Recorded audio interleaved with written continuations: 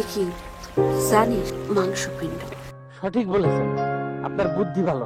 শাকিব খানের আলোচিত সিনেমা তাণ্ডবে দর্শকদের আগ্রহ যখন তুঙ্গে, তখন অভিনেত্রী জয়া আহসান দিলেন এক চমকপ্রদ মন্তব্য, যা মুহূর্তেই ভাইরাল হয়েছে নেট দুনিয়ায়।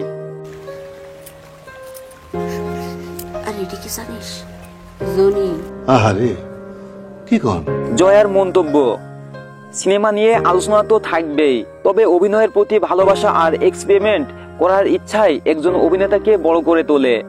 আমি শুনেছি শাকিব নতুন লুকে চমকে দিয়েছেন দর্শকদের, এটা অবশ্যই সাহসী পদক্ষেপ।